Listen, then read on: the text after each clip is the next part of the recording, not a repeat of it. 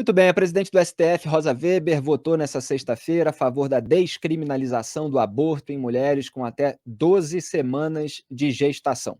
Depois disso, o ministro Luiz Roberto Barroso pediu que o caso fosse levado ao plenário virtual, do plenário virtual para o presencial, chamado plenário físico. A regra atual permite que o procedimento seja feito em caso de risco de morte para a mulher por causa da gestação, estupro e feto anencéfalo, ou seja, sem o cérebro formado.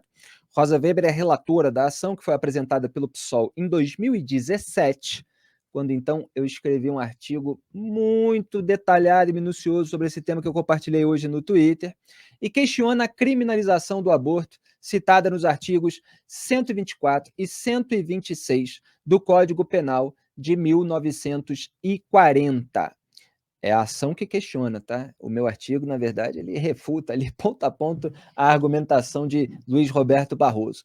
O partido de esquerda, o PSOL, afirma que a norma viola preceitos fundamentais da dignidade da pessoa humana, da cidadania, da não discriminação, da inviolabilidade da vida, da liberdade, da igualdade, entre outros. Rosa Weber alegou em seu voto que estudos apontam que a criminalização não é a melhor política para resolver os problemas que envolvem o aborto. Também foram citadas pesquisas que dizem que mulheres negras e de classe social mais baixa são as maiores afetadas pelos abortos ilegais. A ministra acrescentou que a chamada justiça social reprodutiva, fundada nos pilares de políticas públicas de saúde preventivas na gravidez indesejada, revela-se como desenho institucional mais eficaz na proteção do feto e da vida da mulher. O pessoal vota a favor de descriminalizar, falando na proteção do feto. E em outro trecho de seu voto, Rosa Weber afirmou que a criminalização perpetua o quadro de discriminação com base no gênero, porque ninguém supõe, ainda que em última lente, que o homem de alguma forma seja reprovado pela sua conduta de liberdade sexual. Afinal, a questão reprodutiva não lhe pertence de forma direta. Fecho aspas. Bom, há muitos aspectos e abordagens possíveis em relação a esse tema, Carlos Graeb, mas antes de falar do tema específico, que é até um debate maior, e fica difícil fazê-lo em tempo tão curto, a questão é, o Supremo Tribunal Federal é quem deve decidir sobre esse tema? Eu sempre defendi que não. Nós temos um Congresso Nacional, temos uma Câmara dos Deputados e um Senado Federal. Na Câmara são 513 deputados eleitos pelo povo. Bem ou mal eleitos, pode-se gostar ou não dos deputados e daquilo que eles decidem. Mas existe um processo eleitoral, faz parte do regime democrático que prevê eleições periódicas e livres pelo qual eles são eleitos.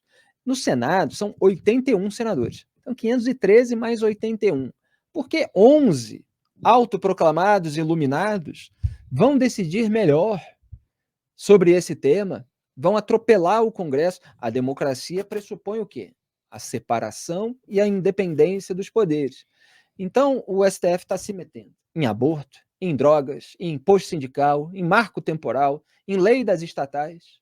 Quer dizer, está passando a boiada aí de toda uma agenda de esquerda.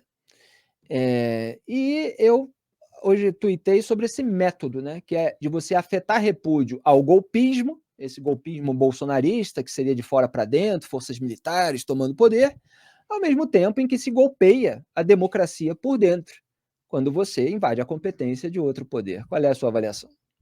É exatamente a mesma que a sua, Felipe.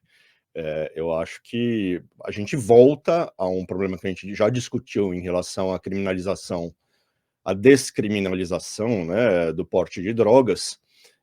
A gente falou aqui, nós concordamos sobre isso, que não era assunto para ser decidido pelo Supremo, que a discussão era complexa o bastante para requerer que fosse lá para o Congresso, que os deputados, os senadores pudessem, enfim, debater e chegar a alguma conclusão, fosse ela qual fosse. Essa é que deveria valer, né? Não uma solução tirada, como você disse, da cachola de 11 iluminados, né?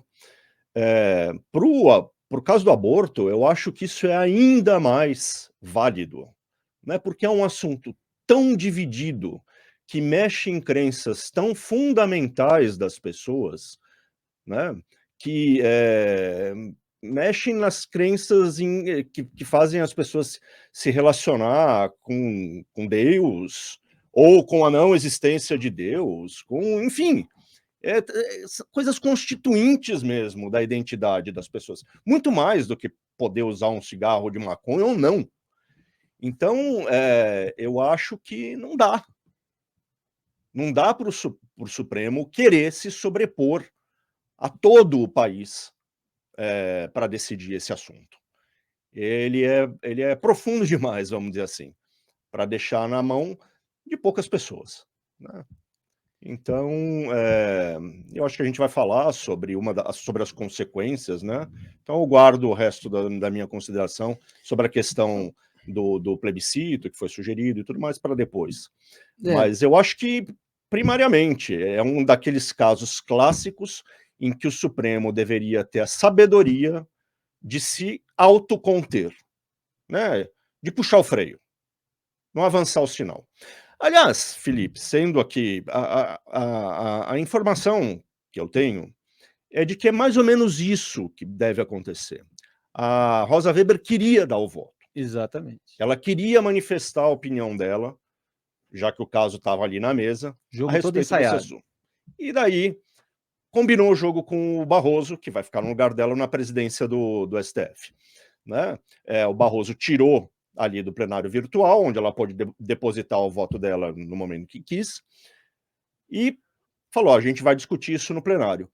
Mas não tem uma combinação lá nos bastidores para que essa discussão volte ao plenário do Supremo em nenhum momento breve. Aí. Não, até porque Quer dizer, parece que... só para deixar claro, Sim, vai lá. que ela, se fosse esperar isso ser pautado no plenário físico, quer dizer, aquilo que vocês veem na televisão, quando os 11 ministros estão lá, naquela mesa, cada um apresentando o seu voto, sem muito debate, né? Quer dizer, sem a refutação, que, pelo menos a consideração da refutação, para isso ser pautado no plenário físico ia demorar. Então, ela jogou o voto para o plenário virtual para ela poder dar logo, e aí ela pode se aposentar, e quando chegar no plenário físico já chega com o voto dela. Foi isso que eu entendi de toda essa situação. Exatamente. Então foi uma manobra para que a Rosa Weber pudesse antecipar o voto e haver, portanto, mais um voto a favor da descriminalização do aborto até a 12ª semana de gravidez. Mas parece que esse é um assunto bem divisível dentro do próprio Supremo, viu, Felipe? As contas dizem que aqueles que são a favor da descriminalização são minoria, pelo que eu pude apurar, né? Que o Barroso, com certeza, seria um voto nesse sentido. Com certeza. Que o Fachin seria um voto nesse sentido, mas em relação aos demais, não tem muita segurança, não. Então, poderia ficar em 3 mesmo, o time. Não se sabe ainda, né? Não mas se é sabe. uma Mas enfim. Incógnita. Não é uma certeza isso. Não é uma certeza, exatamente. Mas a fumaça que vem lá do Supremo é essa, que mesmo lá dentro é uma questão que divide os ministros. Mais uma razão para que eles façam uma deferência ao Congresso, que é um lugar mais adequado para esse tipo de discussão. E sempre aquilo que nós já citamos aqui, Greve, que o discurso, e o Barroso já deu esse discurso anos atrás, é sempre de que há uma omissão, e não há uma omissão. Não. Quer dizer, esse tema é um tema sobre o qual há uma legislação. Houve uma decisão do Congresso Nacional de que as exceções para os casos de aborto são essas que já estão estabelecidas. Fetanencéfalo, quer dizer, fetanencéfalo foi decidido pelo Supremo Tribunal Federal. Né? Já houve ali um atropelo, e eu fui contra que o STF decidisse a respeito disso quando isso foi julgado lá atrás, em artigos meus daquela época já a respeito desse tema. Mas o Congresso manteve, portanto, esse ponto, e o ponto do estupro e o ponto do risco de morte para a mãe, que já tem uma margem aí, que gera toda uma outra discussão, mas esses são os 3 pontos de exceção. Então, uma decisão de não se estender isso, uma decisão de não permitir o aborto até a 12ª semana. Isso é uma decisão do Congresso Nacional. Seja por posição pessoal dos parlamentares, seja, eventualmente, até porque o parlamentar não quer melindrar o segmento do eleitorado dele, que é contrário a esse tema.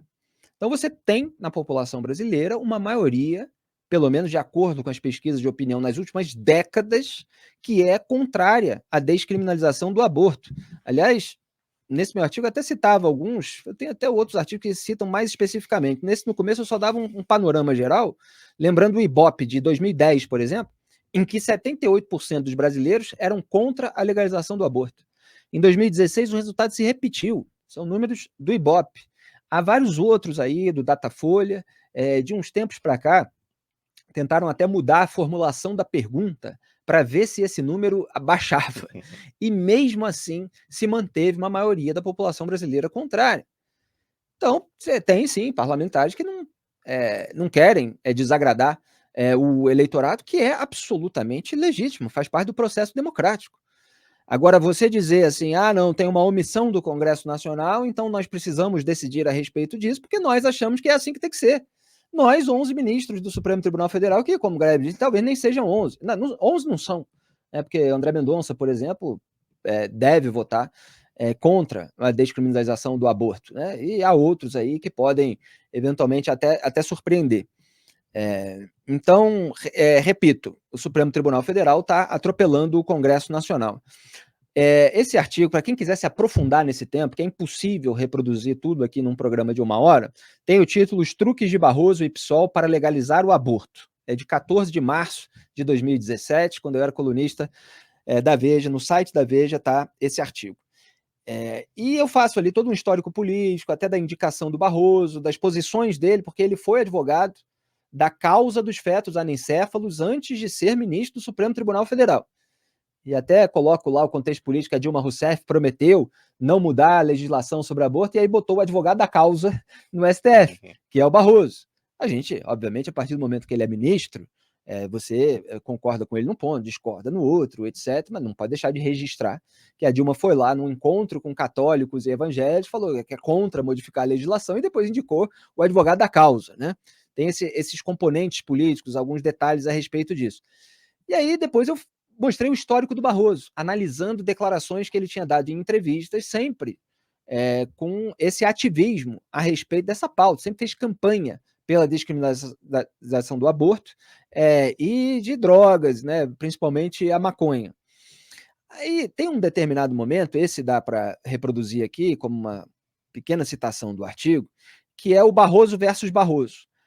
Porque o Brasil ele é signatário, né, do Pacto de San José da Costa Rica. E esse pacto, será que eu consigo puxar aqui o que está escrito nele? Espera aí, deixa eu tentar.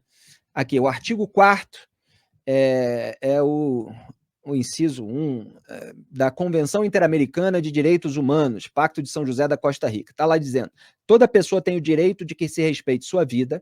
Esse direito deve ser protegido pela lei e, em geral, desde o momento da concepção.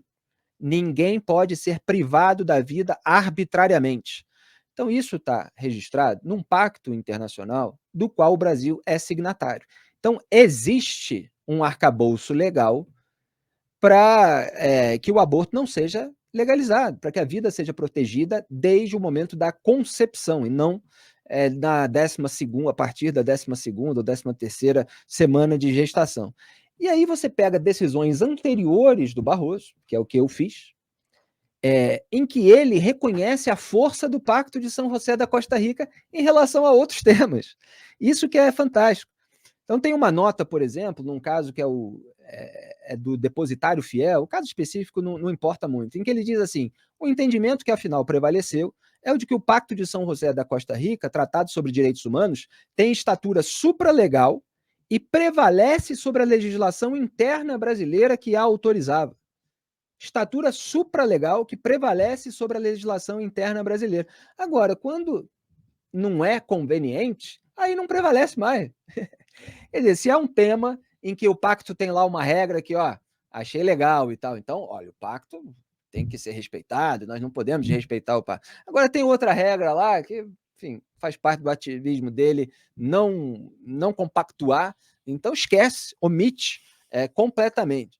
Então, sim, tem várias abordagens, várias análises sobre diferentes pontos, inclusive da própria lógica do abortismo e dos truques, quer dizer, ele sempre omite a parte do feto, sempre. É sempre o foco na mulher.